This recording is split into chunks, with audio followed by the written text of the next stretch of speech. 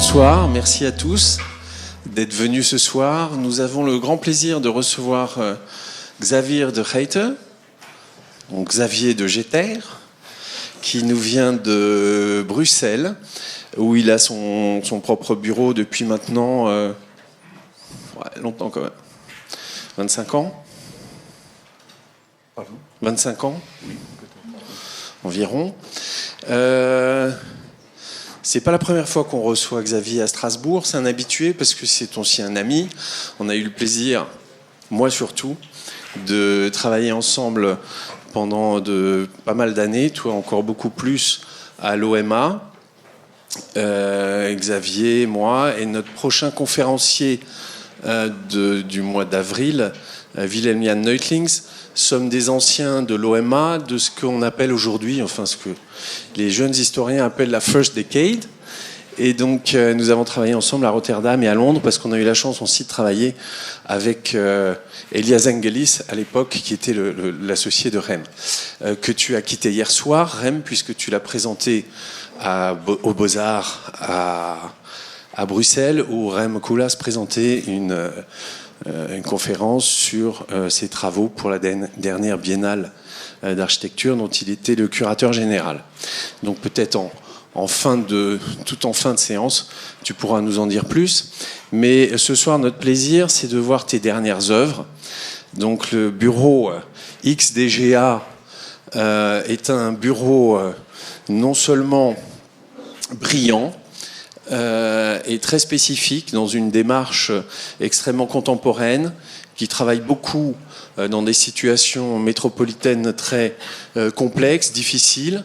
Aujourd'hui, Xavier a choisi de nous présenter les projets les plus récents, des projets en cours, pas mal de projets souterrains qui sont de très grande importance. Ton cabinet aujourd'hui, c'est plus de 55 personnes. Alors ce qui est, ça je tiens à le souligner, important dans ton travail, c'est que des bureaux de 50 personnes dans les pays et dans les structures anglo-saxonnes, c'est assez fréquent, mais des bureaux de 55 personnes qui publient, exposent absolument tous leurs projets, quel que soit le lieu où ils les font, c'est extrêmement rare. C'est-à-dire c'est pas 10% des projets de ton atelier qui sont montrables, exposables et tout à fait pertinents et spécifiques, c'est leur totalité. Et ça, c'est une démarche qui est tout à fait exceptionnelle et je tiens à le souligner parce que c'est en ça que tu fais partie non seulement des plus brillants de cette génération, mais je pense aussi des architectes d'aujourd'hui. Et même si c'est un point de vue personnel, il est très largement partagé, puisque ce que vous voyez là est l'affiche de l'exposition et du magnifique catalogue qui a eu lieu l'année dernière au CIVA de Bruxelles, qui est le Centre international de la ville et de l'architecture, avec une magnifique exposition rétrospective, un superbe catalogue qui est aujourd'hui exposé à Rome et qui va partir aussi sur d'autres continents très prochainement dans les réseaux des musées d'architecture, parce qu'il y a une reconnaissance importante. Xavier, tu as déjà eu un numéro spécial El Croquis qui t'était entièrement consacré il y a plus de 10 ans. C'est pas rien, donc vous voyez que ce jeune homme a de la ressource et depuis longtemps. Et donc ce soir, tu as choisi de nous présenter des projets récents, mais je souhaite que tous, vous alliez voir à la fois sur son site, mais tout simplement sur Internet, des travaux que vous connaissez forcément parce qu'ils ont marqué la dernière décennie, aussi bien par leur approche d'un vocabulaire tout à fait libre, d'une grande liberté, mais d'une pertinence particulièrement exceptionnelle en termes de penser l'architecture, de penser les territoires de demain, en se basant aussi bien sur la qualité d'espace que l'innovation et la curiosité des matériaux, une approche aussi de la question structurelle qui est tout à fait contemporaine, ou j'ai envie de dire moderne. On n'est pas dans les poncifs néo-modernes, néo-rationnels, etc. C'est véritablement des situations de réflexion très dense qui amènent à chaque fois des projets différents, novateurs. Et c'est un des grands plaisirs dans l'œuvre que je connais de cet architecte, d'être toujours confronté à non seulement des nouveaux territoires, mais de nouvelles approches. Il n'y a pas de systématisme, il n'y a pas de répétition systématique dans son travail. Il y a toujours cet étonnement, ce plaisir d'une réflexion qui apporte d'autres réponses formelles, qui s'appuient sur le programme, sur la fonctionnalité évidemment, mais sur je trouve, je pense que c'est ta grande qualité, une grande liberté et aussi beaucoup d'humour. Je te laisse volontiers la parole. Merci.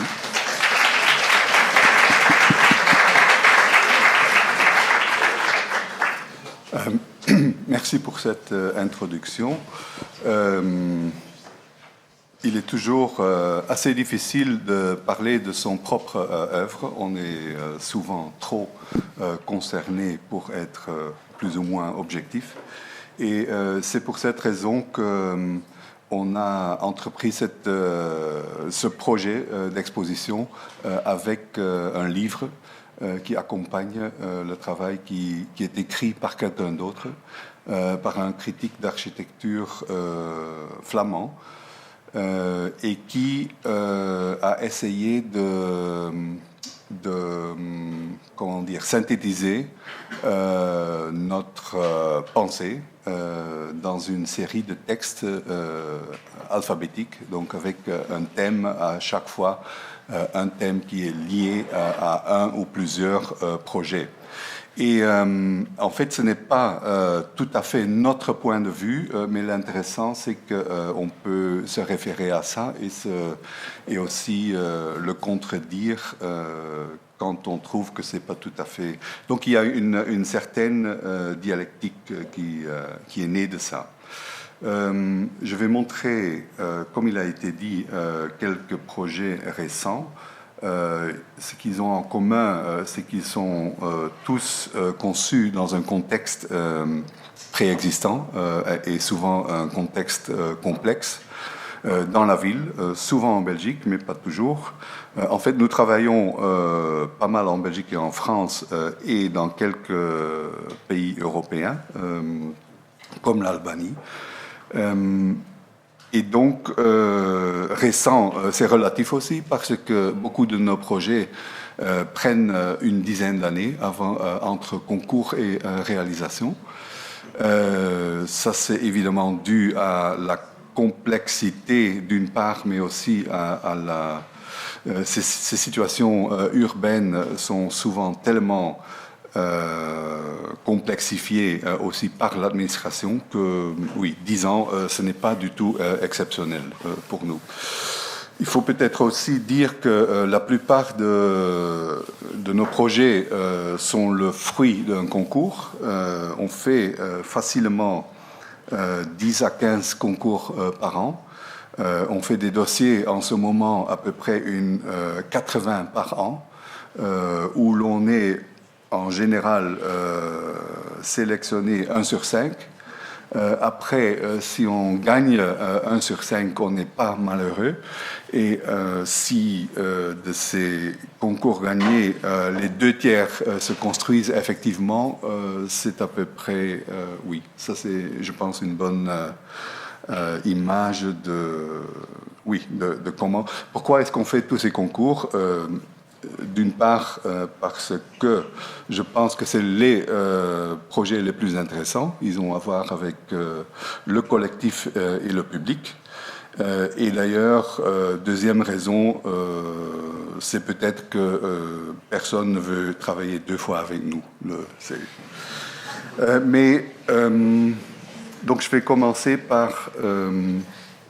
oui, c'est quelques images. Ça, c'est le livre où il y a donc une sélection de projets qui est montrée.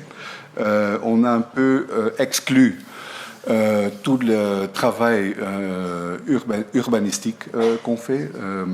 Il y a pas mal de projets urbanistiques, mais qui en fait auraient besoin peut-être d'une publication à part, parce qu'on parle quand même d'une discipline un peu plus difficile à expliquer Pour nous, il n'y a pas une très grande différence entre urbanisme et architecture. Je pense, oui, certaines personnes disent que l'urbanisme crée de la liberté, tandis que l'architecture limite beaucoup la liberté.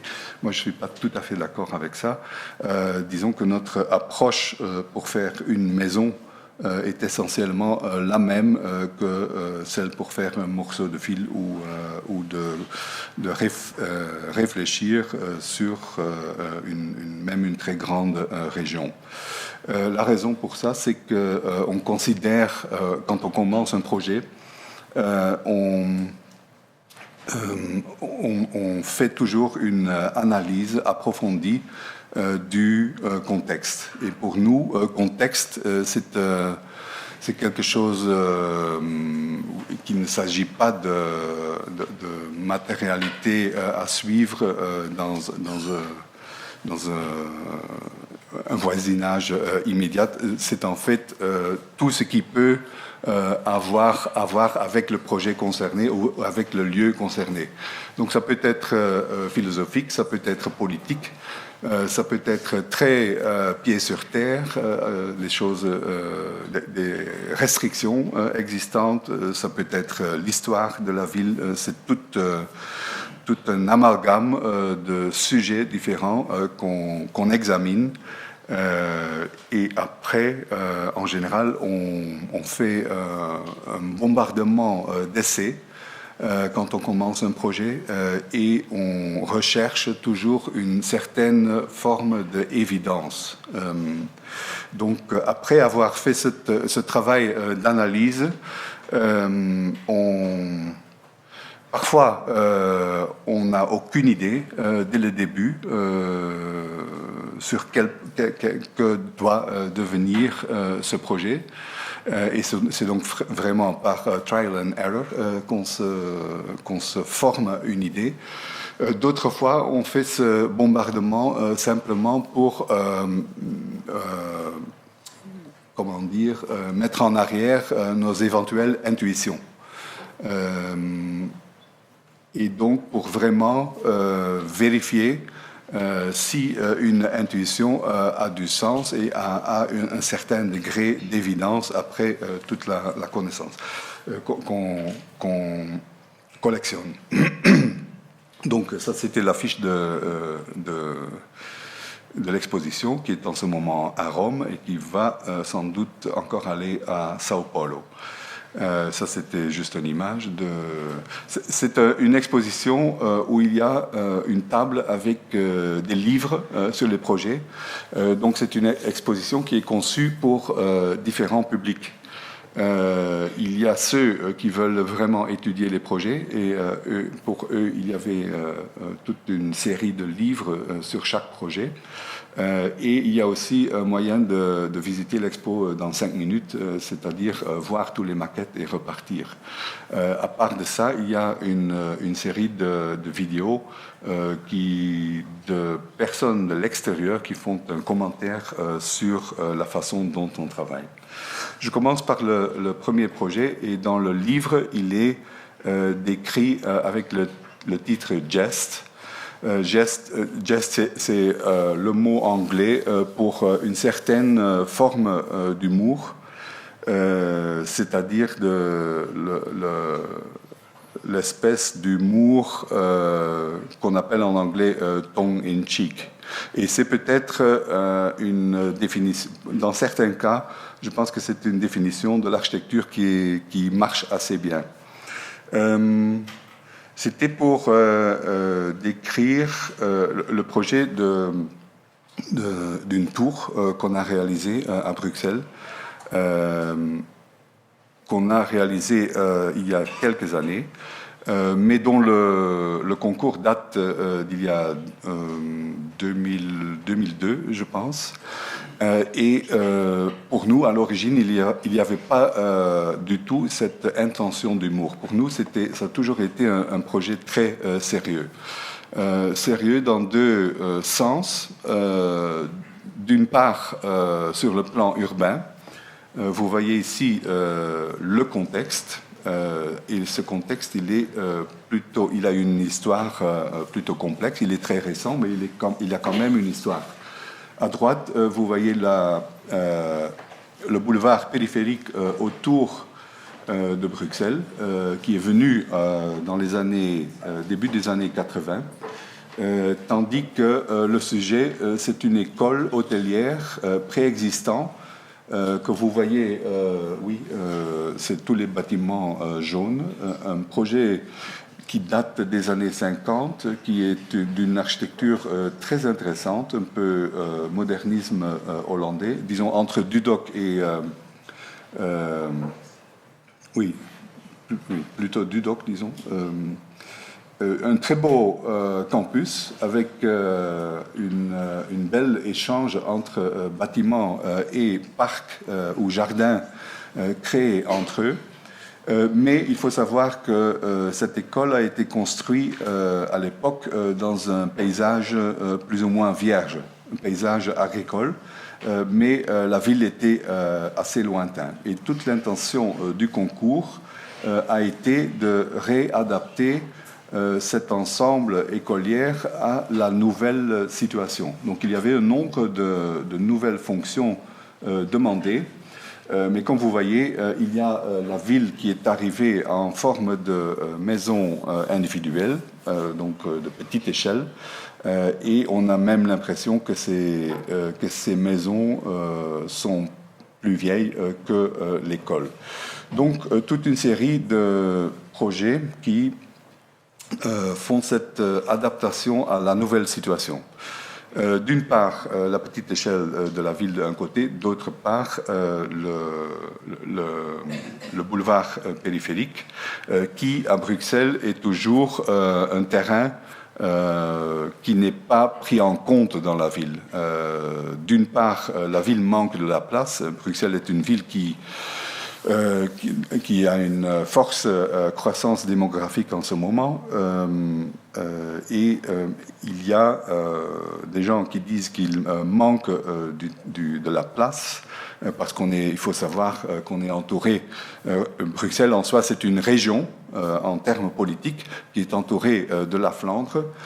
Et donc, vous savez sans doute qu'en Belgique, tout ça, c'est très sensible et donc il n'y a pas vraiment de possibilité d'extension. Mais ce terrain autour du boulevard périphérique n'a pas été adressé comme un terrain potentiel de la ville. Et donc, ça, c'est un aspect important aussi.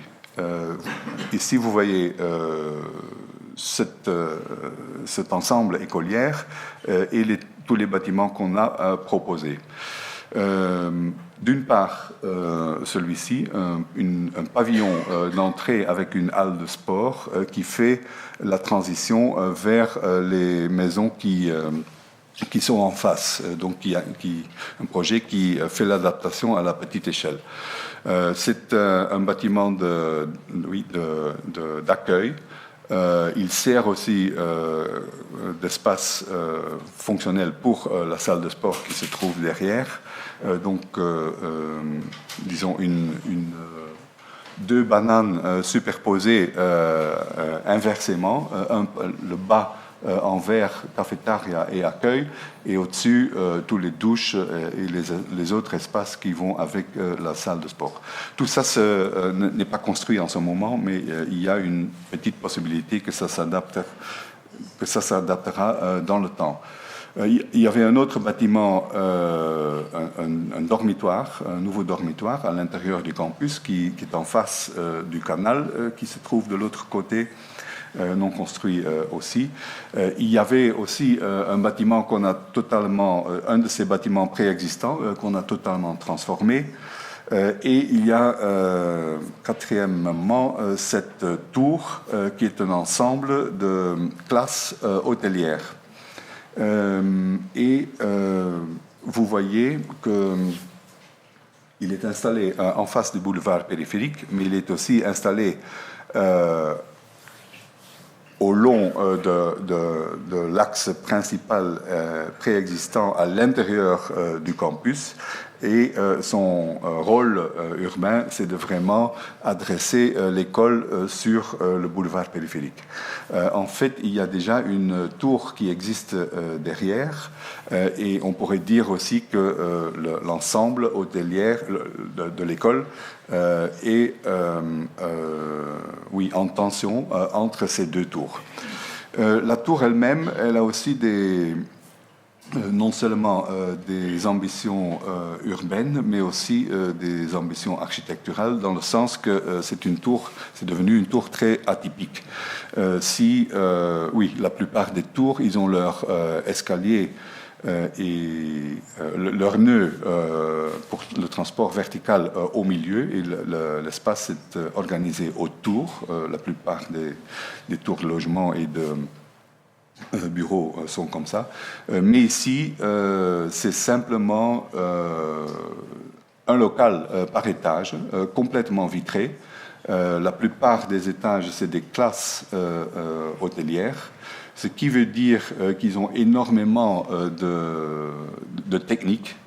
Donc chaque classe, quand elle est utilisée, doit être totalement renouvelée d'air chaque 8 minutes. Et donc, il fallait une installation très performante de ventilation pour l'ensemble du bâtiment. Ce qui veut dire que le rapport entre espaces qui servent est très élevé par rapport à l'espace utile par étage. Et donc, on a inversé ce principe de tour. Il y a un local au milieu, comme je disais, complètement vitré, mais aussi sans aucune limite structurelle. Et c'est des dalles qui sont suspendues entre toute une série de nœuds verticaux qui sont drapés autour à l'extérieur. Donc, comme vous le voyez, il y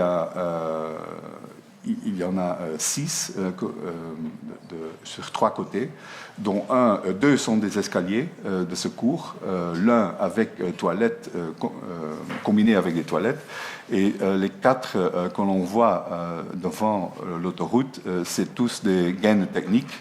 Même si l'un d'eux, c'est un ascenseur technique, et les ascenseurs pour personnes sont suspendus sont des ascenseurs panoramiques qui sont suspendus entre les nœuds.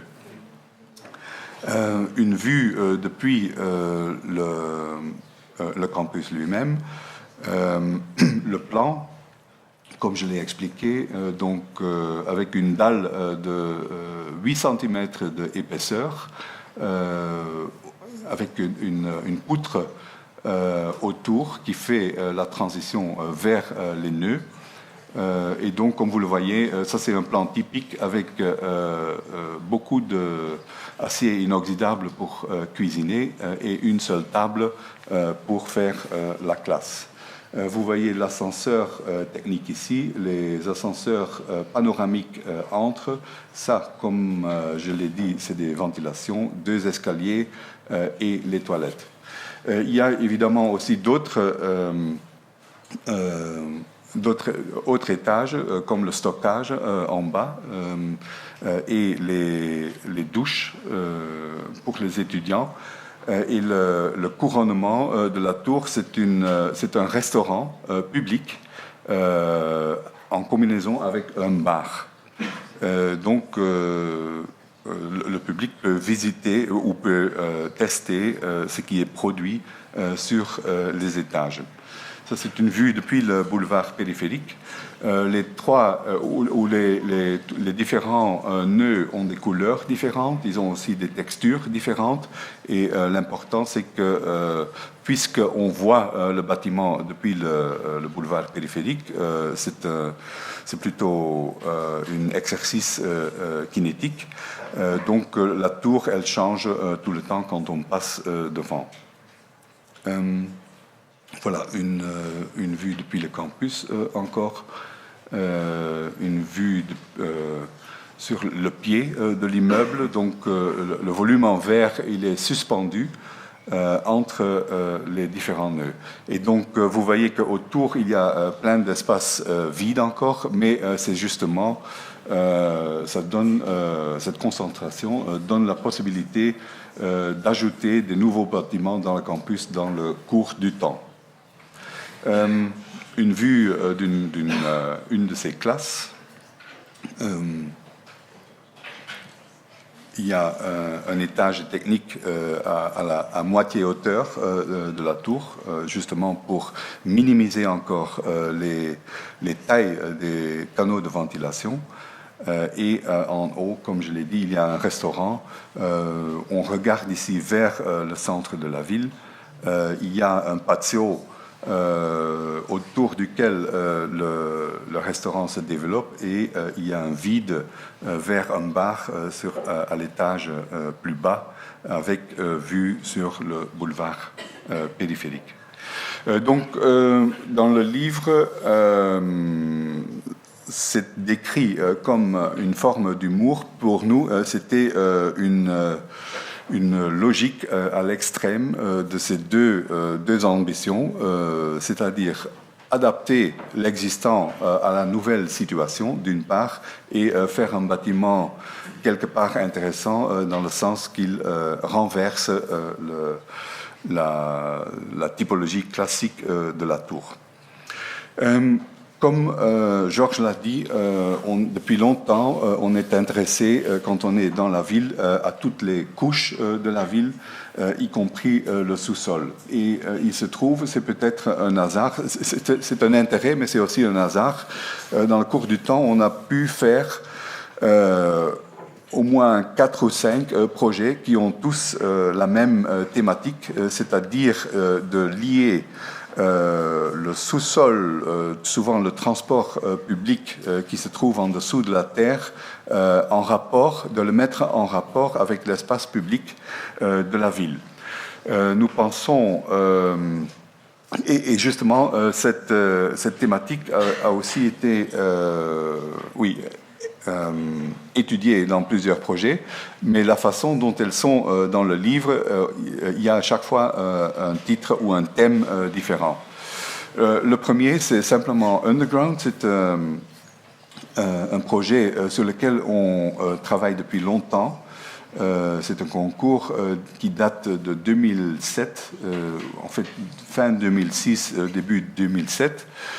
Il a été plusieurs fois arrêté par la politique, mais aujourd'hui on est en train de le construire. En fait, depuis 3 ans, le chantier est en cours et il sera sans doute terminé cette année.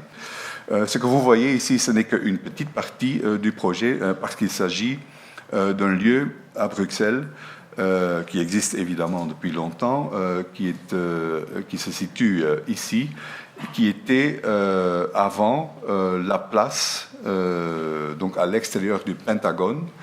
Et le Pentagone, c'est la ville historique de Bruxelles, où se trouvait jusqu'aux années 50 la gare du Nord.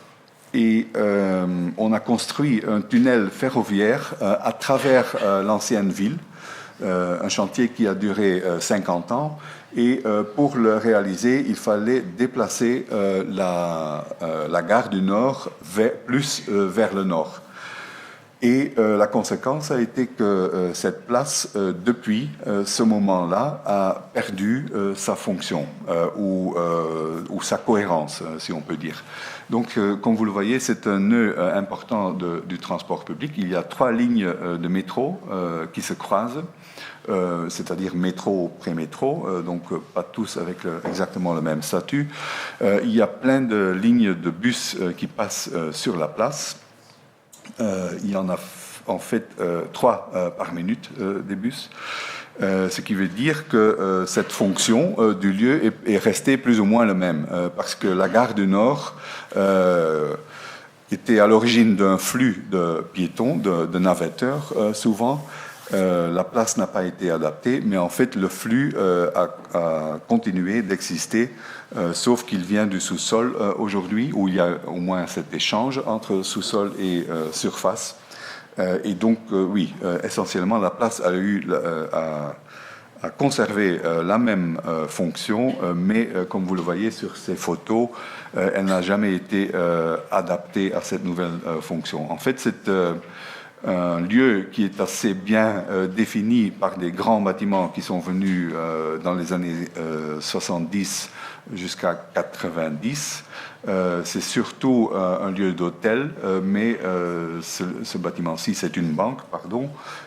Et vous voyez déjà, donc ça c'est un des boulevards principaux à Bruxelles, qui longe la ville historique, qui elle-même a été gravement transformée par le modernisme des années 60-70.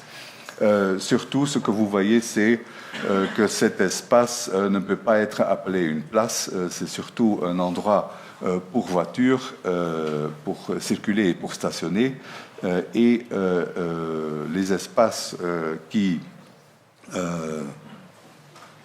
oui, les îlots qui ne sont pas utilisés pour la voiture sont en fait des espaces plutôt nuls en termes d'espace urbain. Donc ça, c'était la demande de ce concours-ci. Ça, c'est une ancienne image avec la gare du Nord où l'on voit que tout est cohérent.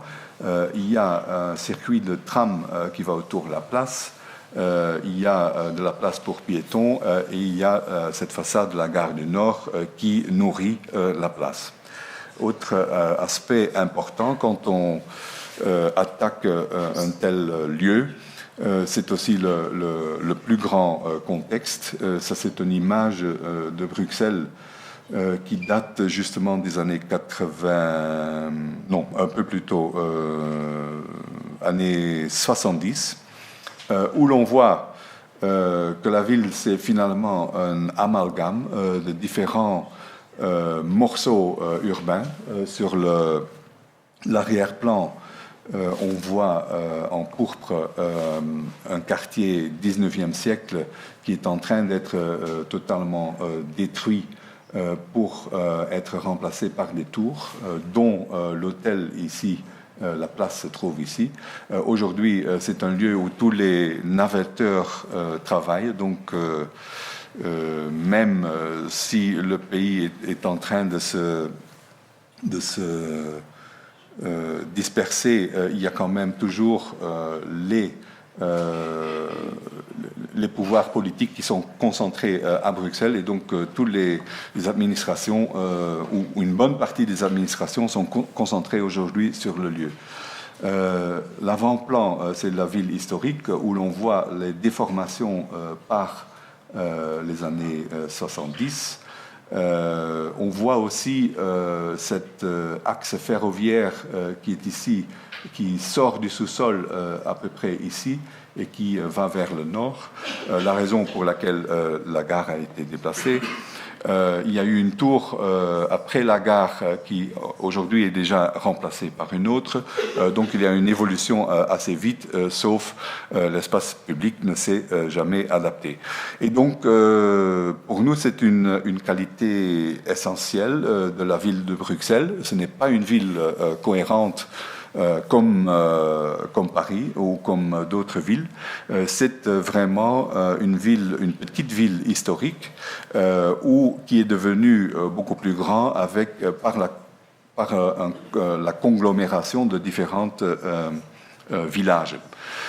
Et donc une urbanité très différente. Et l'intérêt se trouve souvent sur ces confrontations entre les différents quartiers. Donc il y a une certaine friction dans la ville qu'il faut pas nécessairement agrandir, mais qu'il faut en tenir compte en tout cas. Et donc ce lieu est aussi un point de friction entre différents quartiers. Ça, c'est l'image qui existe depuis le début du concours, qui explique l'ensemble des propositions qu'on a fait. Donc une axonométrie qui montre les différents niveaux. En bleu léger, le sous-sol, les différents niveaux de transport public, les métros dans différentes directions. qu'on réaménage essentiellement, mais l'intervention la plus importante, c'est ce rectangle ici. C'est un patio qu'on creuse dans la structure souterraine existante, qui va jusqu'au niveau -4. Ce patio amène de la lumière dans les stations de métro et il concentre aussi toutes les circulations verticales. Donc il est rempli de ascenseurs, escalators, escaliers et tout ça. Après, il y a une division très claire dans l'espace public entre le boulevard, avec un strip piétonnier,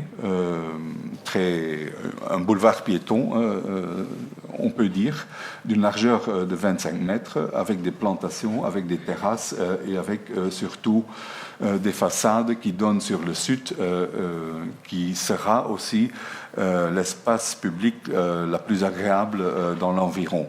Parce que le square lui-même, il est quand même, ça reste un lieu de passage. Il y a beaucoup de vent par les tours qui se trouvent autour. Et l'élément, comme je disais, c'est peut-être 20% de l'ensemble du projet. C'est un auvent qui marque le lieu, qui couvre d'une part ce patio, qui d'autre part sert comme station de bus. Et c'est une construction qui fera sans doute comment dire, il y a eu pendant très longtemps très peu de changements dans Bruxelles. Il y a eu pas beaucoup de nouvelles architectures qui ont dynamisé la ville et on est convaincu que ça pourrait donner une nouvelle dynamique. Je vais en parler plus tard. Ça, c'est l'ensemble des plans au sous-sol. Il faut savoir que l'ensemble de la place, depuis les années 50, est un bâtiment souterrain. Il y a un parking en vert foncé. Il y a des espaces de congrès en vert plus léger qui seront réutilisés comme ou bien espaces de congrès ou bien peut-être salle de fête souterrain.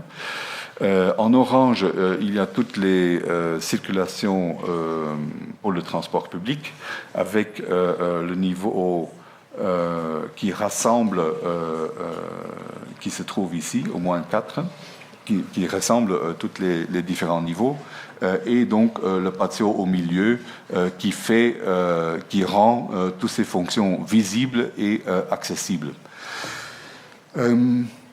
Ça, c'est une image de la maquette qui est dans l'exposition, qui montre justement ce sous-sol. On voit au niveau -4, c'est jusqu'où va le patio, avec toutes ces circulations dedans, avec aussi une passerelle qui est dans l'axe principal de la rue Neuve. C'est disons, la rue principale de magasins à l'intérieur de l'ancienne ville. Donc un ensemble avec ascenseur, escalator, etc.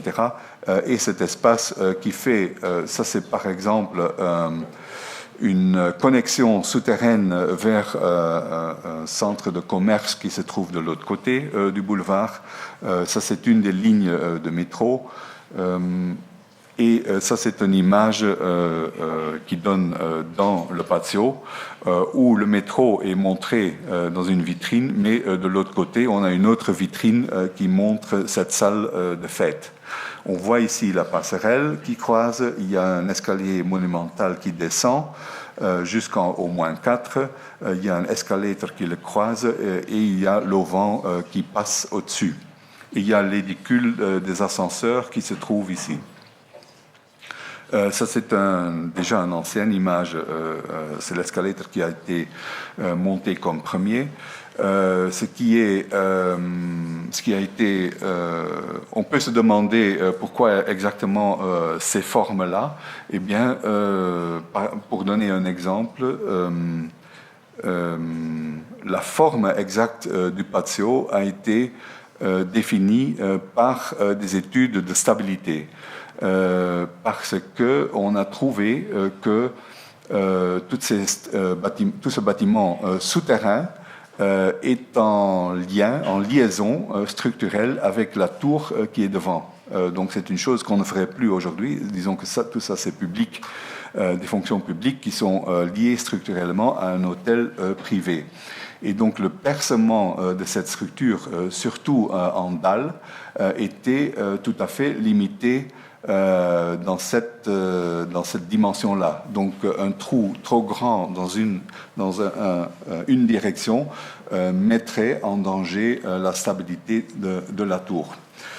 Aussi, l'auvent est en fait défini par un nombre de données préexistantes. Donc, même si nos projets souvent ont une forme très primaire et très, très claire, on évite, pendant la genèse du projet, de trop concentrer sur les formes. Il y a, par cette analyse qu'on fait de toutes sortes de choses, il y a assez de données, à un moment donné, qui, eux, décident pour la forme. Une image depuis le haut, une coupe à travers ce patio, avec les niveaux existants, donc de parking ici, de congrès au-dessus, une ligne de métro qui longe le patio, cette connexion piétonne vers le shopping mall de l'autre côté, et finalement le tunnel de voiture, tout ça préexistant. Comme vous le voyez aussi, l'auvent, il a ses fondations sur des colonnes préexistantes, des colonnes qui longent les quais de métro. Comme on a trouvé, après le concours, que les vitesses de vent sur la place causées par les tours dépassent de 2,5 fois la norme belge. Donc il y a des forces énormes à tenir compte avec quand on conçoit une telle structure. Donc l'ensemble de l'auvent, il est donc circulaire. Il couvre, comme je l'ai dit, le patio, mais aussi la station de bus. Il a un pied central qui sera un bar. Ce pied central, il fait 12 par 16 mètres et le diamètre de l'auvent fait 64 mètres.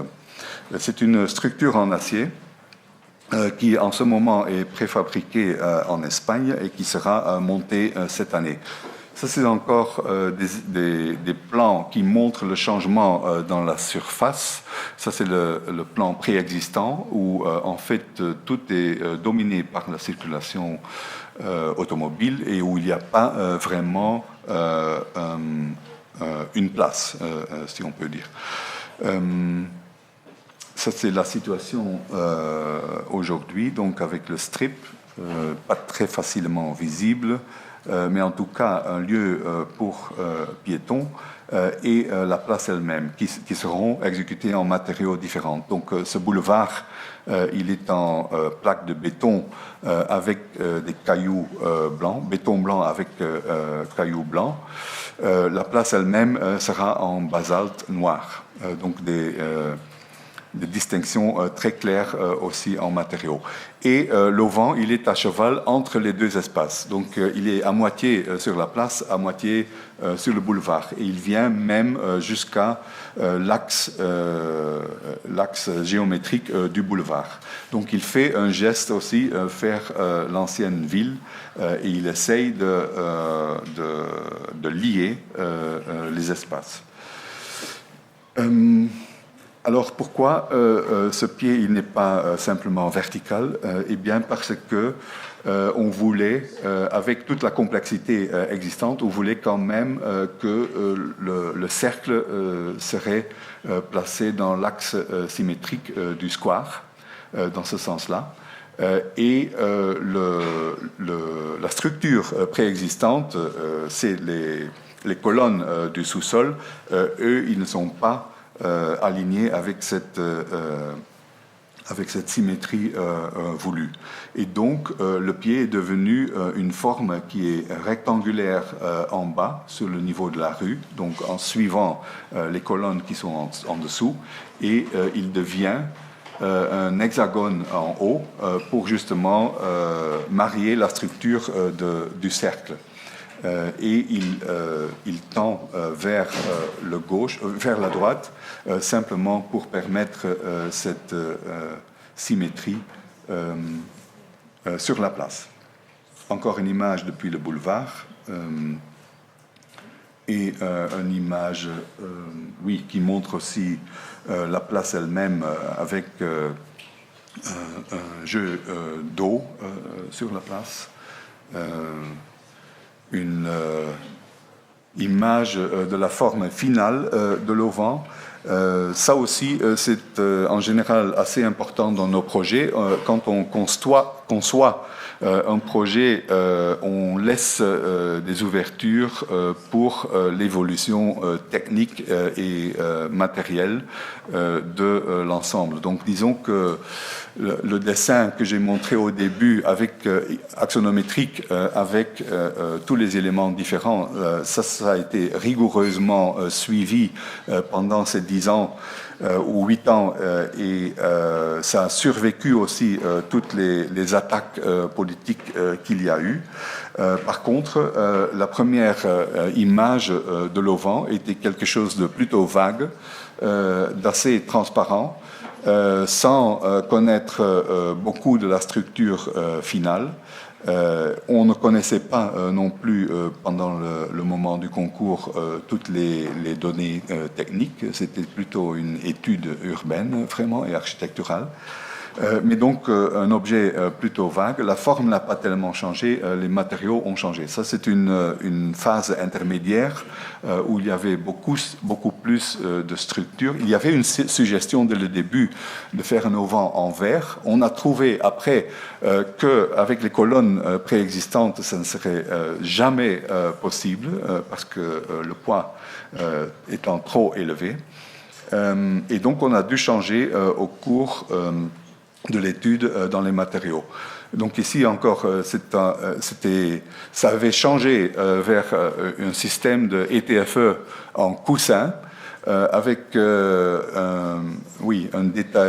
détails qu'on n'aime pas vraiment, et on avait couvert la sous-face avec une série de lamelles pour simplement le rendre moins technologique. Mais après, il y a eu d'une part une évolution dans la technique de la ETFE.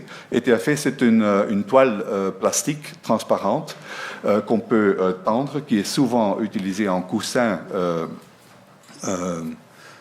donc rempli avec de l'air, mais la solution finale a été d'avoir une simple feuille de ETFE qui couvre l'ensemble de l'auvent, avec des petits câbles dedans qui sont serrés, et la forme finale c'est basée sur cette structure triangulaire dont un triangle sur deux devient opaque et l'autre restera transparent.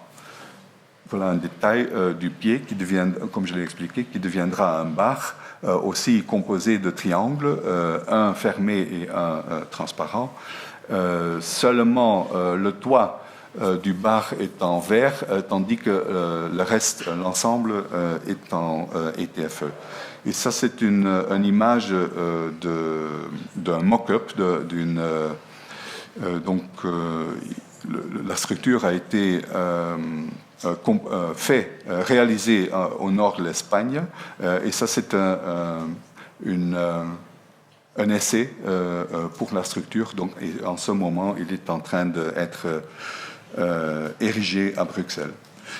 Pour vous donner une idée de l'échelle, là, il y a un être humain en train de souder. Et on est à peu près au milieu de l'auvent. Un projet totalement comparable en termes urbanistiques. Le projet des Halles à Paris, un concours qu'on a fait ensemble avec OMA et avec quelques autres bureaux de paysage et d'architecture, a été décrit dans le livre sous le capture de Ethics. Simplement parce que le lieu, même s'il est très comparable, la structure sociale de la ville est quand même très différente. Disons que, en 2 mots, Paris est possible à cause de sa périphérie. Donc, comme les classes moyennes ne peuvent pas se permettre le centre de Paris, ils se trouvent autour et ce centre est seulement possible par les 8 millions d'habitants qui habitent dans la périphérie de Paris.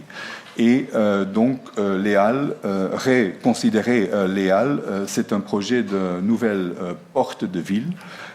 D'ailleurs, un peu comme Roger, mais à une toute autre échelle. Oui, vous connaissez sans doute la situation préexistante. Il y a toute une histoire à cette place.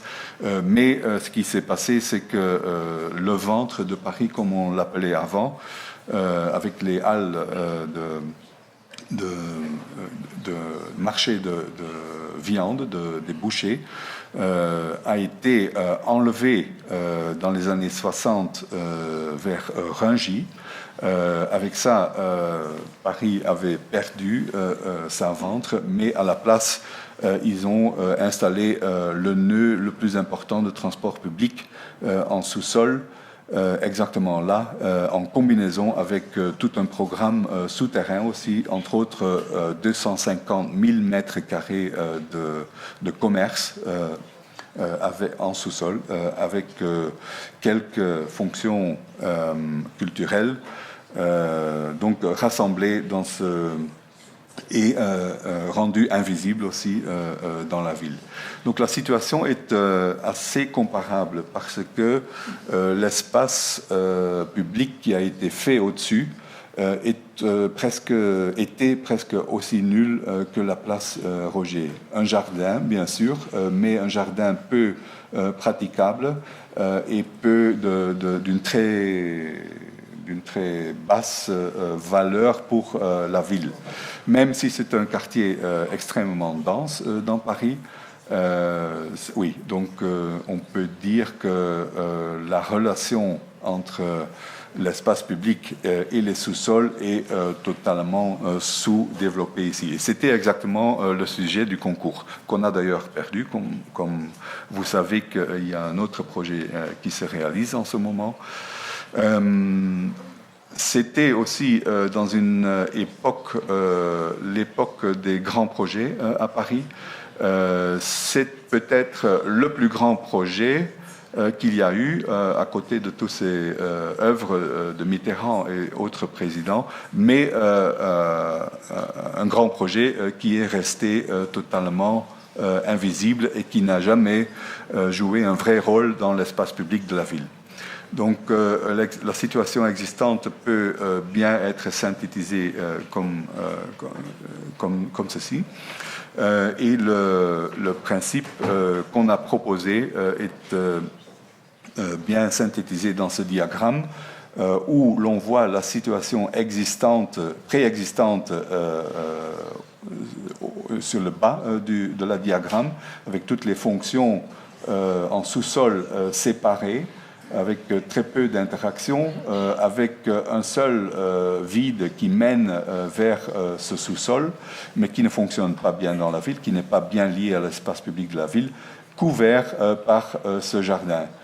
Et ici, ce qu'on a proposé, c'est-à-dire une interaction beaucoup plus intense entre les différentes fonctions, l'ajout aussi de certaines fonctions culturelles, et un système d'émergence qui montre ce qui se passe en sous-sol, aussi bien que l'inverse, c'est-à-dire des creux, des nouveaux creux là où c'était possible dans la situation préexistante pour justement oui, développer un monde avec beaucoup plus d'échanges entre les deux.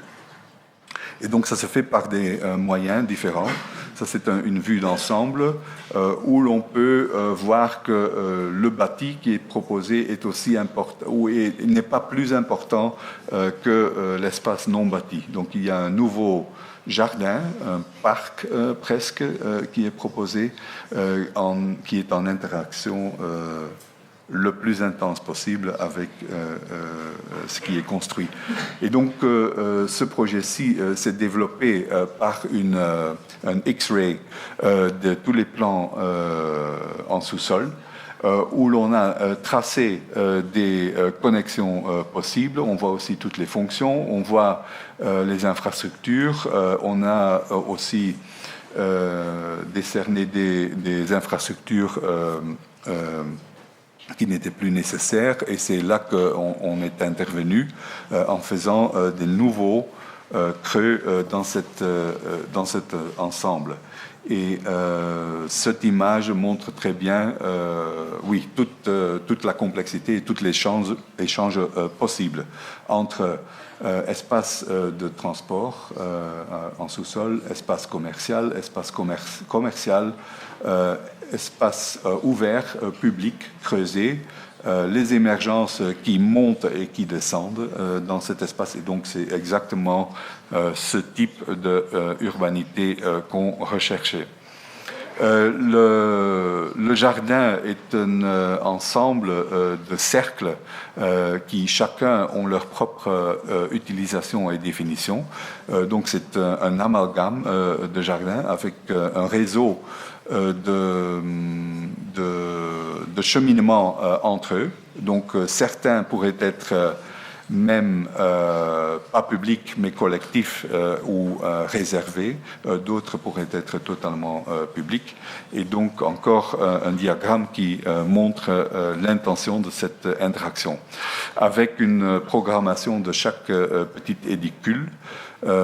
Édicules qui sont un peu plus hauts que les bâtiments normaux à Paris, avec oui, à peu près l'auteur du centre Pompidou, des émergences, des petites tours, avec très peu de mètres carrés utiles dedans. C'est plutôt des bâtiments qui représentent et qui font accès, donc avec les différentes fonctions. Ça, c'est le plan du bâti en relation avec l'existant. Ça, c'est une comparaison de ce nouveau jardin avec un jardin qui se trouve pas très loin, les Tuileries, où l'on montre que l'échelle de ce jardin est très comparable.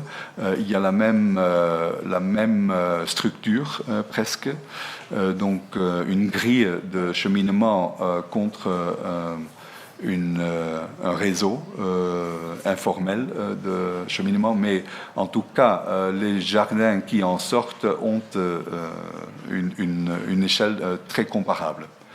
La différence serait surtout que ce jardin serait beaucoup plus programmé pour des fonctions différentes. Oui, voilà l'ensemble des interventions proposées. Il y a une couche en plus qui se libère de cette composition.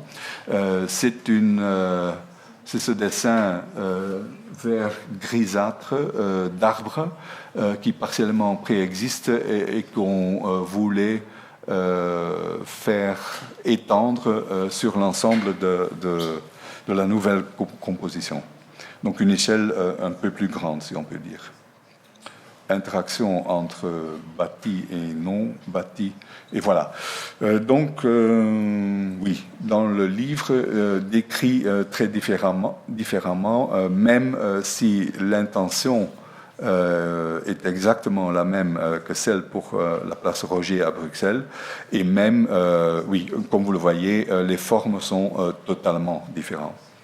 Il y a un troisième projet comparable, appelé Politics dans le livre, parce qu'on se trouve de nouveau à Bruxelles.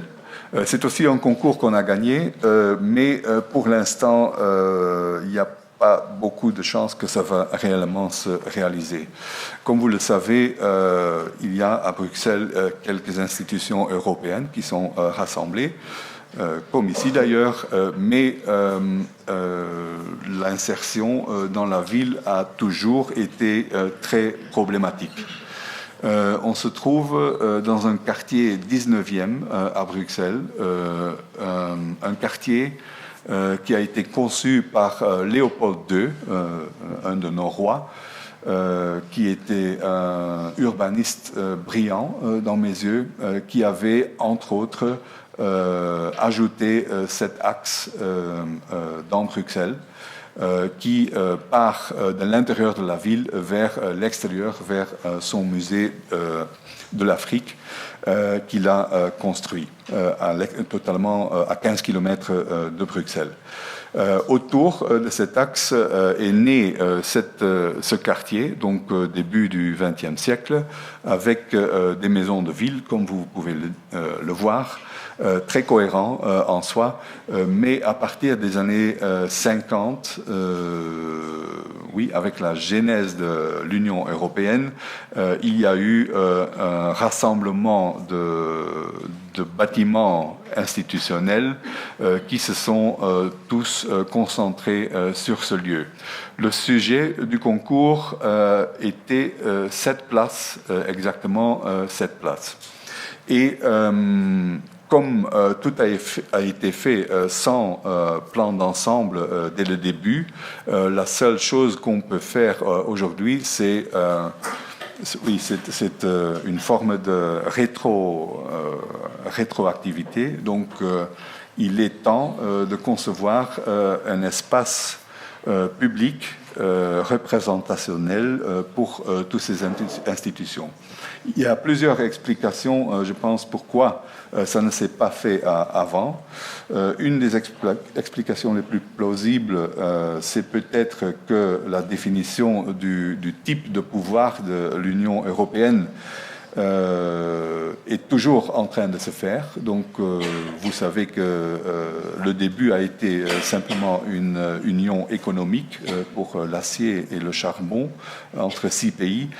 C'est devenu aujourd'hui un ensemble, oui, une superstructure de 28 pays qui vont encore agrandir sans doute, mais toujours est-il que la forme exacte politique n'est pas totalement clair. Donc, on peut le comparer aux États-Unis, mais on sait en même temps que ce n'est pas la même chose. Et donc, peut-être une bonne explication qu'il n'y a pas cet espace représentatif, c'est que la définition du pouvoir n'est pas claire. Voilà, ça c'est un diagramme de cet axe dont je parlais, qui part à l'intérieur de la ville où était déjà concentré le pouvoir politique national, avec un parc en face et le palais royal de l'autre côté du parc. Oui, ce n'est que... Là, il n'y a qu'un morceau de cet axe qui est montré. En tout cas, elle a été définie à l'époque à travers le paysage, la campagne. Il est accompagné de nouveaux parcs, d'espaces verts, donc il est pas mal défini par ces espaces verts. Dans le temps, tous les différents types de pouvoirs se sont concentrés sur cet axe.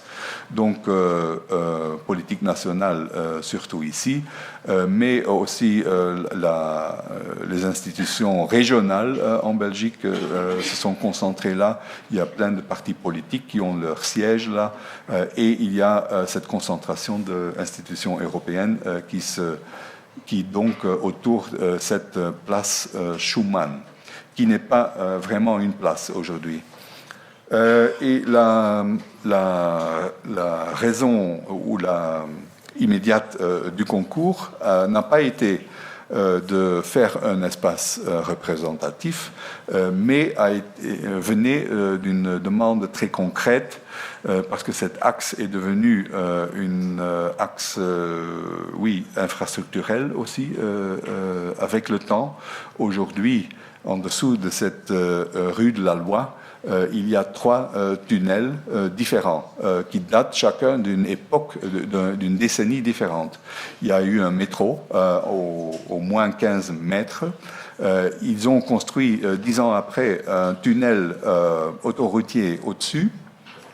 Et encore 10 ans après, ils ont construit un autre tunnel, au moins pour ce qui concerne la place Schumann, qui va dans l'autre direction et qui en plus se divise en deux exactement où se trouve la place. Mais la raison pour réaménager la place a été la construction d'une nouvelle voie ferrée souterraine de nouveau qui croise tout ça en diagonale. Avec une nouvelle halle de gare ici, et donc il fallait donner des accès à cette nouvelle gare. Au début, ils avaient conçu une hall en verre qui était dans l'axe et qui était refusée par les monuments historiques, donc pas de vraie construction dans cet axe. Et donc ça c'était la raison pour organiser ce concours. Nous avons un peu étendu la demande. Ici, la situation existante. Comme vous le voyez, c'est surtout un roundabout, comment on dit en français, un rond-point, tout simple, oui, tout simple.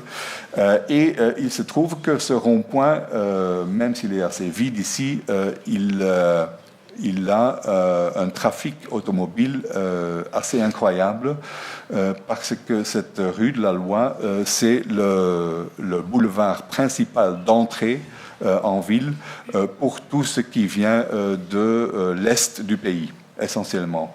Il y a dans cette rue un tunnel qui sort en surface et de nouveau, toutes les navetteurs qui viennent chaque jour en ville passent par ici. L'intention était de faire un bypass en souterrain pour que les voitures pourraient rester en sous-sol et sortir vraiment plus bas dans la rue de la Loi, où l'on voit que le tunnel sort ici. Mais donc la prémisse du concours a été d'en faire un lieu surtout piéton, avec très peu de passages automobiles. Voilà. Oui, ça c'est un aspect de ce lieu. L'autre, c'est que c'est pas une bonne place, même si on enlève les voitures.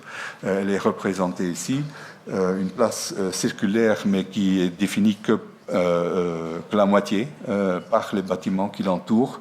Après, il y a les bâtiments européens qui sont des objets qui ne s'adaptent pas à la texture de la ville, donc le bâtiment Berlaymont et l'autre.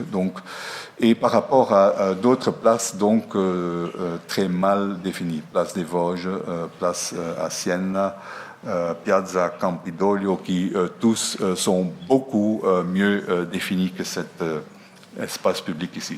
Oui, ça c'est l'image qui fait la comparaison avec les États-Unis, où il y a un espace public totalement clair, où toutes les grandes manifestations se passent. Et ça, c'est un autre aspect encore de ce lieu. Aujourd'hui, il y a déjà des démonstrations chaque jour. Les très grandes protestations européennes toujours viennent à la place Schumann, nationale la même chose, mais sur base quotidienne, il y a toujours des Palestiniens ou d'autres qui en petit comité manifestent devant ces bâtiments européens. Et aujourd'hui, ils sont totalement perdus. Ils sont devant ce tunnel et personne ne les voit. En fait, l'îlot qui se trouve au milieu, il est complètement coupé de l'espace public. Il est entouré de verdure et donc ces gens qui protestent, on ne les voit pas. Voilà. Encore un autre aspect du projet, c'est que le lieu est toujours montré quand il s'agit dans les nouvelles de l'Union européenne. Ou bien c'est la place, ou bien c'est le bâtiment Berlaymont.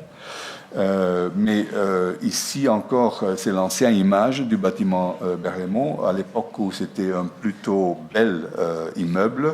Aujourd'hui, il est tellement laid qu'il est encore, il a été transformé, il est tellement laid qu'il est encore rarement utilisé comme image de représentation européenne. Donc il y a ce besoin aussi même dans ce monde digital, il y a besoin de pouvoir montrer le lieu. Ça, c'est ce qu'on a proposé. Donc, pour donner une réponse à tous ces besoins et tous ces aspects du lieu, on a tout simplement, en 2 mots, proposé de soulever l'asphalte, de créer un auditorium comparable au Parlement européen, à l'extérieur pour donner une forme et un lieu pour toutes ces manifestations. En dessous de ce qu'on soulève, il y a de la place pour des nouvelles entrées pour la gare et le métro. L'ensemble est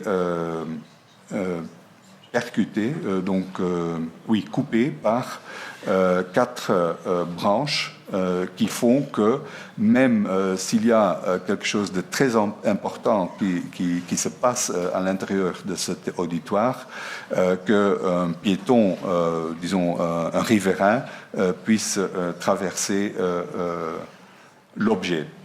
Donc, oui, une image depuis l'une de ces rues. Donc, ces percements sont dans l'axe de les rues qui entourent la place. Ça, c'est une vue depuis Ça, c'est un aspect très important. Je pense que le quotidien existe à côté de l'exceptionnel. Donc, si quelqu'un va acheter une baguette de l'autre côté de la place, il ne doit pas être obstrué par cette activité tout à fait internationale. Donc ça c'est En plus, le concours a eu lieu en 2011 aussi, et c'était notamment une année où pas mal de décisions très peu démocratiques se sont effectuées dans l'Union européenne. C'était la crise des banques, et donc à l'encontre de l'opinion de beaucoup de ces citoyens, il y a eu pas mal de décisions pour aider ces banques, entre autres. Et donc c'était un moment très apte à faire cette contre-proposition et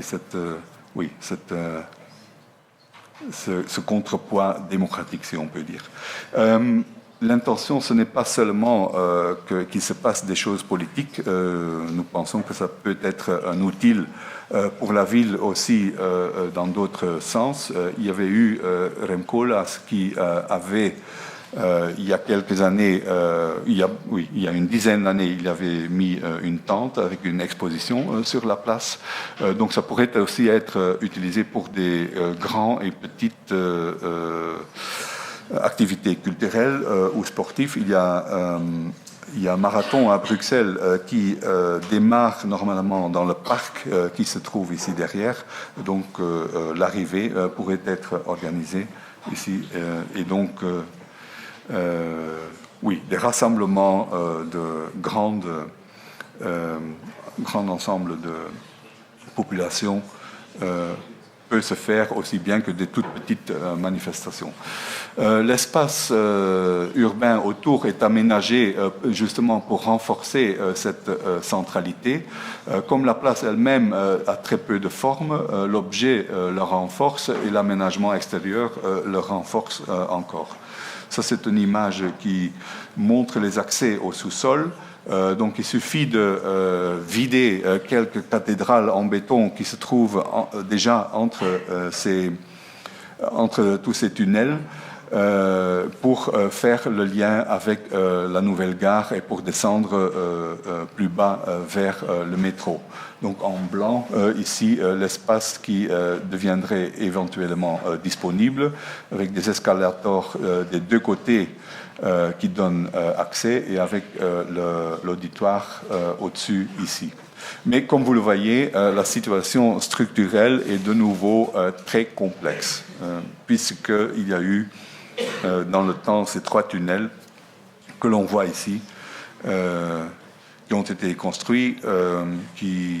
Ça, c'est une coupe avant l'objet, donc où l'on voit les 3 tunnels droits, axial, et le tunnel de train qui traverse ça en diagonale. Juste quelques images de la situation dans les années 90, où ils ont ajouté le 3e tunnel au-dessus, où l'on voit que la surface de la place aujourd'hui, c'est en fait une série de poutres jusqu'à 50 mètres de portée, l'un à côté de l'autre, donc ce qui montre la complexité de construire cet objet. Et c'est peut-être la raison pourquoi ce n'est pas encore réalisé aujourd'hui. Mais en ce moment, il y a des nouvelles évolutions qui pourraient mener à quand même la réalisation. Peut-être simplifiée, on ne le sait pas encore. Vous voyez aussi ici que l'époque où ça a été conçu, Sarkozy et Merkel ensemble qui visitent le... Voilà, on passe à un projet très récent. L'année passée, on a fait un concours pour le siège des Jeux olympiques à Lausanne. Je le montre parce que je pense que la pensée qu'on a en général est aussi ici appliquée, mais dans une situation légèrement différente. C'est-à-dire, on se trouve sur le lac de Genève, donc visible dans l'image. Même s'il y a beaucoup de constructions autour, ce n'est pas une situation urbaine du tout. L'ensemble existant se trouve dans un entourage de parc, si on peut dire, tout à fait public. Même les bâtiments existants des Jeux olympiques se trouvent sur un terrain de la ville. Donc autour, tout est public. Et l'enjeu était de tripler à peu près la surface de bureaux qu'ils ont aujourd'hui. Comme vous le voyez déjà, le bâtiment le plus important, c'est ce petit château qui était là à l'origine. Et dans le temps, plusieurs bâtiments ont été ajoutés sur le terrain, dont celui-ci est le plus récent, qui date des années 90, mais avec clairement le problème de visibilité d'une part, et aussi le problème de construire à côté d'un bâtiment, quand même assez emblématique, avec la problématique des mètres carrés à côté d'un bâtiment historique, en sachant que cette fois-ci, il fallait tripler. Essentiellement, il y a un rapport important avec l'espace public en forme de parc de nouveau. Donc, comme il se trouve sur un terrain public, l'échange avec cet espace public doit être ouvert et gentil. Et on a ici vraiment essayé beaucoup de formes différentes, et en voyant à chaque fois que, construire un bâtiment au lieu de ces bâtiments-là, 3 fois plus grand à côté du château n'est jamais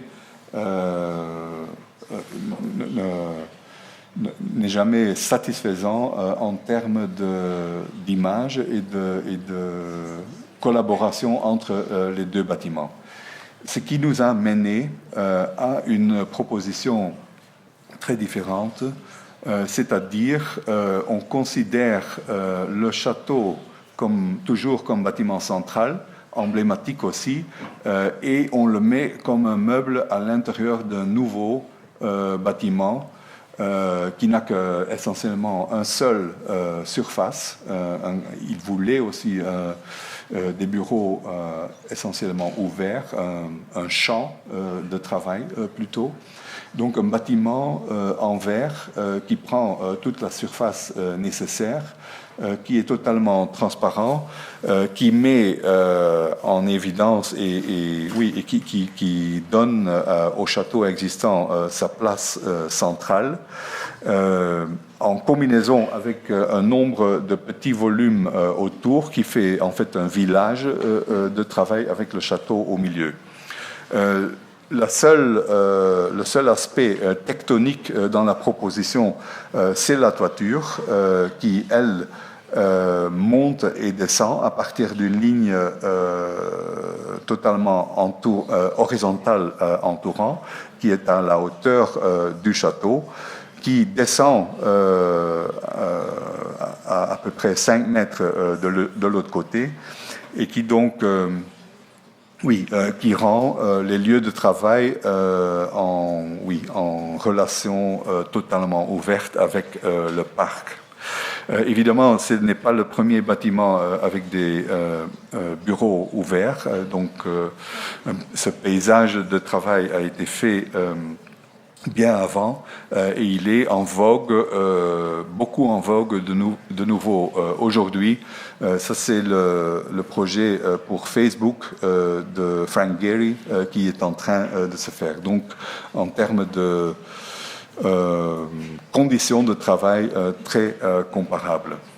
Ça, c'est le plan qu'on a proposé, le plus simple possible, basé sur le château d'un côté et un patio de l'autre côté, d'une taille comparable, sur lequel est basée la forme de la toiture, donc en montant autour du château et en descendant vers le patio. Ça donne la structure à ce champ ouvert, on le voit ici dans la toiture. Et le reste de la toiture... L'intention était aussi de faire un bâtiment qui est le moins visible possible. Pour cette raison, l'intérieur, le plafond est réfléchissant, et quand on est devant le bâtiment, on voit essentiellement ou bien la réflexion du parc à l'extérieur, ou bien le champ de travail à l'intérieur. C'est un peu suggéré ici. Image de nuit. Comment ça fonctionne? Les deux éléments essentiels, le château et le patio. D'autres éléments, dont partiellement les bâtiments préexistants ici. Quelques pavillons à l'intérieur avec 2 niveaux. Une circulation principale de diagonale à travers, donc qui longe et le château et le patio, avec l'entrée principale devant le château. Le château est réutilisé comme espace représentatif de réunions et pour visiteurs dans l'ensemble. Un réseau de villages, si on peut dire, qui définit un nombre de lieux de travail qui ont une certaine structure entre eux, mais qui peut être très facilement adapté dans le temps, et un nombre de petits espaces où il y a plus de privacy pour faire des réunions, pour faire du travail concentré. Tout ça ensemble fait ce village à l'intérieur du grand volume. Espace extérieur qui aide à définir l'ensemble. Évidemment, il y a eu plusieurs phases dans le concours. On est resté avec 3 à la fin. On a commencé à 45. Oui, voilà, toute une étude technique qui démontre que même avec les normes d'aujourd'hui, un bâtiment transparent est possible en utilisant beaucoup de techniques passives avec un mur en verre dédoublé, les deux pans de verre à 1,20 m l'un de l'autre, avec toutes les techniques nécessaires dedans. Oui, je ne vais pas aller trop en détail ici. En tout cas, on a fini deuxième. Finalement, essentiellement, le jury était très intéressé au concept et le client, finalement, n'a pas osé. Quelques aspects techniques encore. Donc, le sol est un système qui existe réellement, où toutes les éléments de confort nécessaires sont disposés depuis le sol, un sol élevé qui est totalement adaptable à des nouvelles formes d'aménagement intérieur. Donc ici, il y a juste une possibilité montrée. Ça pourrait être aussi beaucoup plus chaotique.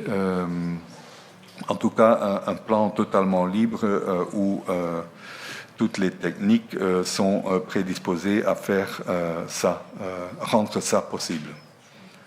Et pour finir, 2 images depuis l'intérieur, lieu de travail vers le parc et un autre vers le château. Dernier projet, pour terminer, c'est encore un concours qui est en train d'être construit aujourd'hui, qui date aussi de 2011. Donc au même moment, le concours a été fait au même moment que la place Schumann. Les 2 concours étaient gagnés. Pour Schumann, on est nulle part aujourd'hui, et pour cette maison de la province d'Anvers, on est en train de construire. Il est décrit dans le livre avec ce titre-là, et ce titre porte sur la façon dont un projet, dans sa réalisation, est décrit par les différentes parties concernées. Je m'explique. Il s'agit d'un projet à l'intérieur de la ville d'Anvers, dans une situation assez verte. Il faut dire que l'intérieur de la ville historique d'Anvers a très peu de verdure. Essentiellement, il y a un parc triangulaire, mais d'une toute petite taille. Et nous nous situons ici avec le projet où il y a justement un ensemble d'espaces verts, certains publics, certains privés, mais où il y a au moins le potentiel d'en faire un grand espace public vert. On se situe ici, c'est un ensemble de bâtiments qui sont à remplacer, donc maison de province, c'est-à-dire un immeuble de bureaux, un grand restaurant, des espaces de congrès, auditorium, exposition, etc., et un assez grand terrain autour qui est assez vert, mais qui n'est pas, au début du concours, accessible au public. Et ça, c'était l'une des intentions principales de la province, c'est justement de rendre tout ça public pour en faire un grand lieu vert dans Anvers. Une autre donnée du concours était à nos yeux contradictoire avec cette demande, parce que si ça c'est le terrain existant, il y avait la demande de conserver quand même, je retourne, 2 étages, le rez et le +1 de ce bâtiment-là. Et la raison pour ça a été politique, tout à fait politique, parce que ce bâtiment-là datait des années 90. C'est un lieu représentatif, plein de marbre, etc. Et la politique ne pouvait pas se permettre de déjà détruire un bâtiment qui date des années 90. Et donc, ce bâtiment, exactement, il est, si on veut réunir les espaces verts que j'ai montrés, il est vraiment positionné comme un obstacle entre les deux. Donc, pour nous, il y avait une forte contradiction là-dedans. L'intention, c'est de rendre l'ensemble de tout ça public. Donc, il est important aussi de, finalement, dans la composition, ne pas avoir un devant et un derrière. Mais comme ça s'était donné, on a proposé de rompre cette barrière par un bâtiment croisé au-dessus, avec la nouvelle entrée plus proche vers la rue, mais où la barrière au moins était brisée. Sauf que un tel volume divise réellement le terrain entre un devant et un derrière, parce qu'ici il y a un lien avec une autre rue, et donc ça deviendrait un arrière-jardin. Et il y a un ancien bâtiment de la province qui se trouve ici, qui serait dans l'ombre de ce nouveau truc. Pour cette raison, on a proposé ça comme projet.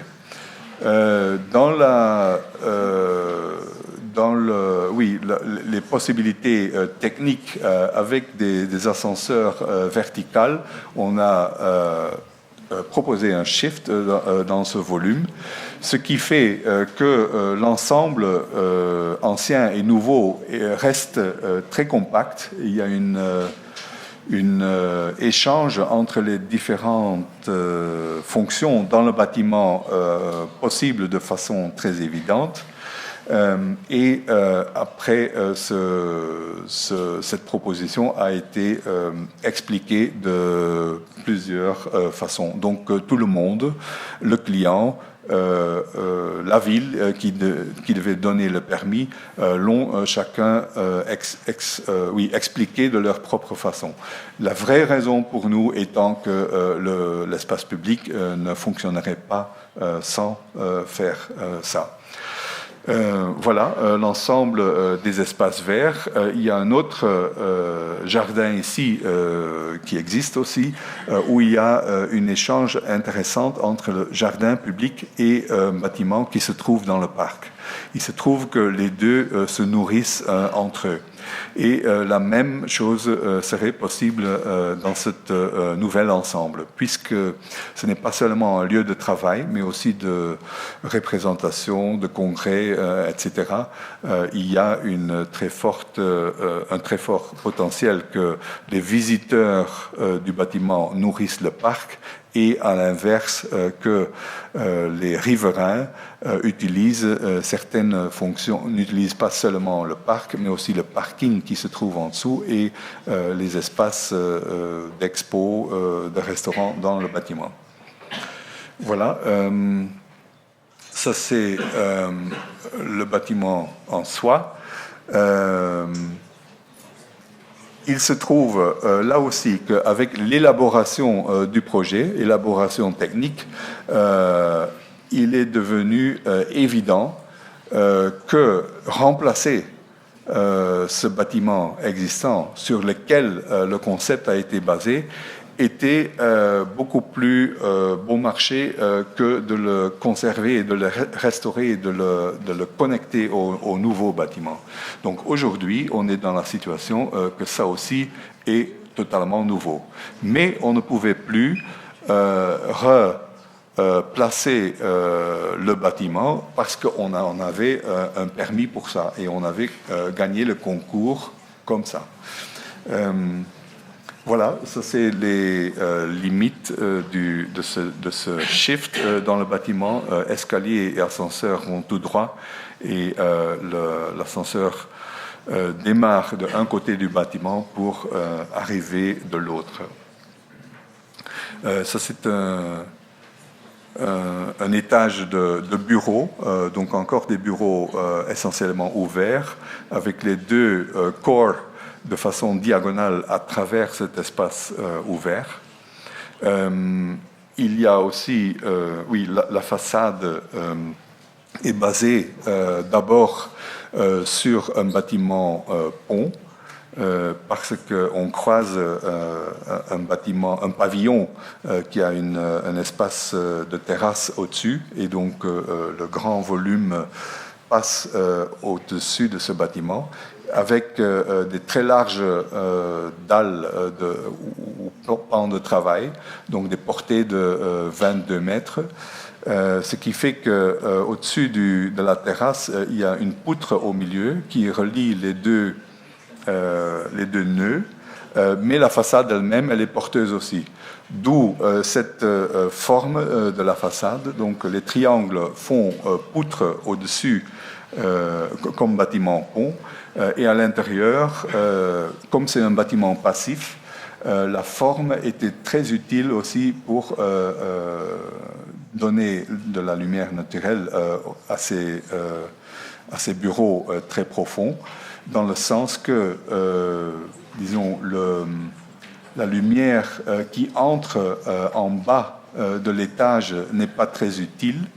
La vue est importante, et en ayant une surface restreinte d'ouverture, en faisant ça en triangle, donc en ayant le plus de lumière contre le plafond, est en fait une solution très efficace. L'ensemble de tous les programmes à l'intérieur du bâtiment, en fait, ce n'est que les étages inclinés qui ont des bureaux ouverts. Pour le reste, il y a restaurant, ensemble d'entrée avec espace de congrès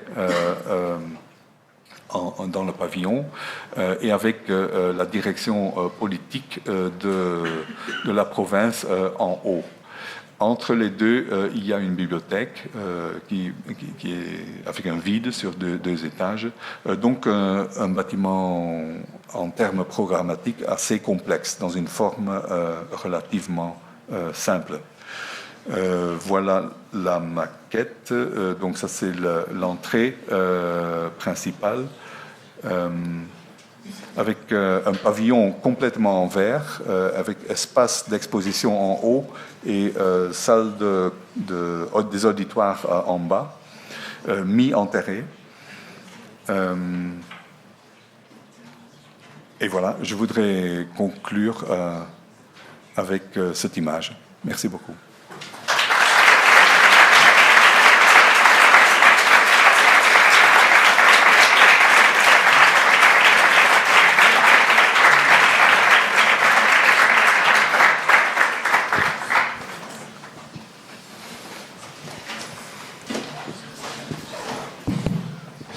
Oui, merci Xavier.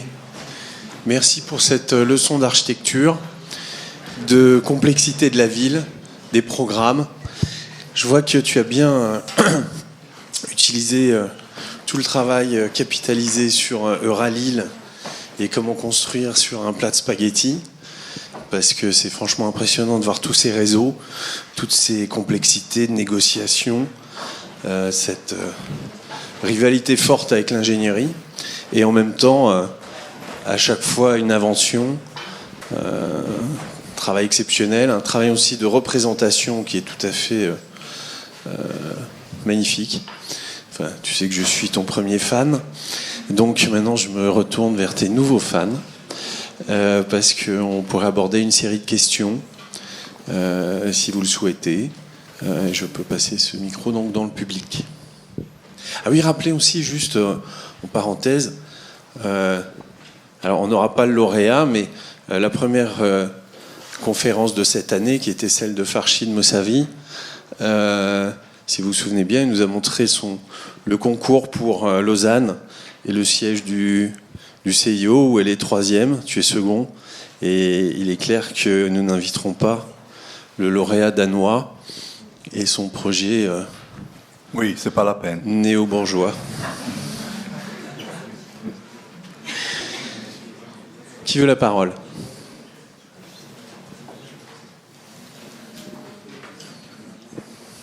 Dominique. Bonsoir, merci beaucoup pour cette conférence très, très détaillée, très riche. Il y a beaucoup d'étudiants ici qui connaissent votre travail. Moi, j'ai eu, je dirais, la chance ou la déception d'être dans le jury du concours de l'école d'architecture de Strasbourg. Vous avez eu 3 voix seulement, dont la mienne. Et, sur combien? Sur une quinzaine ou une douzaine. Mais en tout cas, j'aimerais savoir ce que vous pensez du bâtiment, là, parce que c'est toujours... ça peut être pénible de finalement travailler sur un projet que je trouvais vraiment... brillant et surtout qui aurait fabriqué une école. Alors qu'est-ce que vous pensez de ce lieu? Ou alors peut-être vous demandez le joker, je ne sais pas. Mais... Essentiellement, je ne connais pas le bâtiment qui est construit entre-temps. Je viens d'arriver là et je ne connais pas vraiment. Mais l'essentiel de notre projet, c'était simplement qu'il y avait un bâtiment. Et c'était, oui, donc ce qui sera maintenant deux choses différentes était unifié. Sans parler de la forme, parce que ça c'était peut-être pas totalement réussi, je dirais, mais oui, j'avais moi-même quand même des doutes sur la façade frontale, mais je pense que oui, ce qu'on a proposé fonctionnait très bien. Mais je ne vais pas m'exprimer sur le bâtiment que vous avez construit entre-temps. Je ne connais pas assez. Bien sûr. Ça aurait été intéressant que pour une conférence à Strasbourg, vous présentiez le projet, parce que je pense que dans la salle, votre projet qui est très beau a été oublié. Non, et puis il y a aussi un autre projet que vous avez fait à Strasbourg, un concours perdu aussi. Une école... Oui, il est gagné celui-là. Non, mais il y a un autre. Pège. L'école Pège, vous ne connaissez pas. Ça on est en train de... Oui, il y a la bibliothèque, mais il y en a un autre que vous avez perdu. Ah oui, c'est vrai. Et qui était magnifique aussi. Oui, mais c'est notre destin. Comme on fait beaucoup de concours, on en perd beaucoup. C'est comme ça. Cela dit, ce qui est marrant, c'est que le projet ici de Marc Moumram, tous les deux, nous l'avons accueilli et avons longtemps travaillé avec Marc. C'était ses premiers projets, puisqu'on a beaucoup travaillé sur la villa d'Alava, en particulier toi, et que c'est Marc qui était l'ingénieur que Rem a ramené pour résoudre la question de la structure d'Alava. L'histoire sur le courant.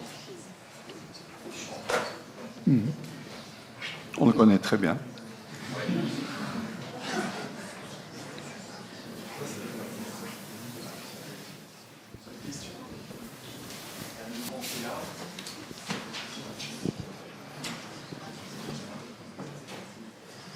Bon, en tout cas, moi, ce que je souhaite, c'est que vous regardiez, parce que là, on a vu 5 projets, 6, mais il y en a 30, les uns plus intéressants que les autres, à nombreuses échelles. Systématiquement, nous allons visiter ceux qui sont à Gand, à l'université, qui sont magnifiques, mais vous connaissez aussi les 3 tours de Bréda, etc., etc. Et donc, voilà, je crois que l'intérêt aujourd'hui pour vous, c'est de voir que la naissance et la genèse d'une forme provient d'abord d'un travail très long. Et ce qui m'a assez intéressé dans ce que je te retrouve bien là au début, c'est cette lutte contre l'intuition. C'est-à-dire qu'on a une sorte de facilité naturelle à aborder un programme, une idée, une forme, un site comme ça. On a une sorte de et le travail à plusieurs, on s'y peut amplifier ou pas ce système. Et donc l'idée de à la fois lutter contre parfois des intuitions ou totalement se laisser faire, enfin tout simplement vivre avec la réflexion autour de la question architecturale, à chaque fois ses spécificités, les clients, les délais, les situations. Aussi, je trouve qu'il y a une dimension, j'ai toujours aimé la dimension hybride que tu développais dans certaines parties de ton travail. Et bon, je crois que c'est la marque d'une souplesse d'esprit qui me semble importante aujourd'hui dans la modernité. Et qui permet effectivement de...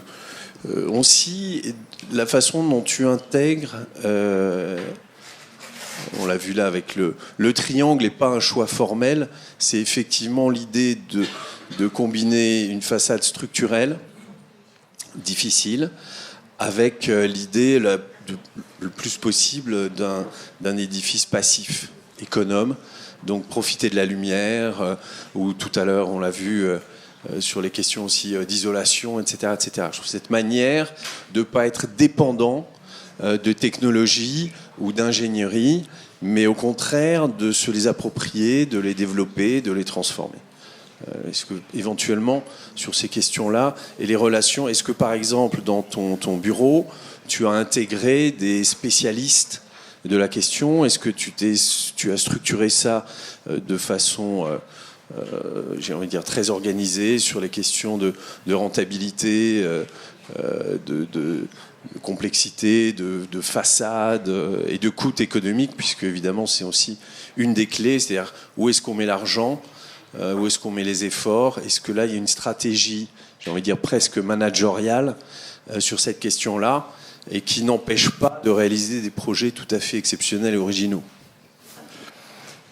Oui, il n'y a pas un mépris de l'intuition, c'est plutôt une question d'avoir le spectre possible de la solution. Oui, solution c'est un mauvais mot, mais pour optimiser pour un maximum le potentiel d'un lieu ou d'une question ou d'une demande, il est important, je pense, de ne pas seulement se baser sur l'intuition. C'est ça simplement le travail qu'on fait par l'analyse, etc. Après, oui, mais en même temps, l'analyse ne produit pas le projet. Enfin, non. Le projet n'est pas que l'accumulation d'analyses dont il serait le fruit. Oui, on est toujours, et même quand on voit les projets tels quels, on n'a parfois pas l'impression, mais on cherche à chaque fois une certaine forme d'évidence. Et on cherche aussi, même quand on a une intuition, de l'objectiver. Ça, c'est une chose. L'autre, c'est que on trouve que c'est très important de rester généraliste. Donc évidemment, nous avons, comme il y a une 50aine de personnes, 15 nationalités différentes, 3 langues au minimum chaque jour, il y a tout un spectre de personnes différentes d'un côté. Qui ont chaque leur propre expérience, différents en âge, etc. Donc il y a un spectre assez large, mais en même temps on trouve important de rester généraliste dans notre profession. C'est pourquoi on n'a pas d'ingénieurs à l'intérieur du bureau, on travaille toujours avec des bureaux de l'extérieur, mais quand on voit le monde de la construction et le monde construit, il y a de plus en plus de spécialistes qui dominent de plus en plus tout le paysage. Et pour nous, c'est très important de garder une certaine supervision sur l'ensemble. Donc on connaît pas mal de choses, mais on ne veut pas devenir spécialiste. Et donc dans cette continuité-là d'idées, qu'est-ce que tu penses du BIM et qu'est-ce que nous a raconté Rémi hier soir sur cette question de... Qu'est-ce qu'il a raconté? De l'informatique, du digital, du monde et de la safety, environment, and so on. Oui, c'est plusieurs sujets assez différents. BIM, on n'a pas énormément d'expérience. On ne commence que de le faire. Dans 2 ans, c'est obligatoire. Oui. De toute façon, oui, c'est de plus en plus demandé. On commence par le faire par un projet qui est déjà construit. Donc, on le fait a posteriori, juste pour s'entraîner. Et c'est très belge. Pour le projet McDonald's à Paris. Oui. Disons que oui, c'est une question trop complexe pour ce soir, je pense. D'accord. Bien. Est-ce qu'il y a d'autres questions ? Écoutez, il n'y a plus qu'à te remercier d'être venu. Tu as rendez-vous demain matin à 10h à Anvers.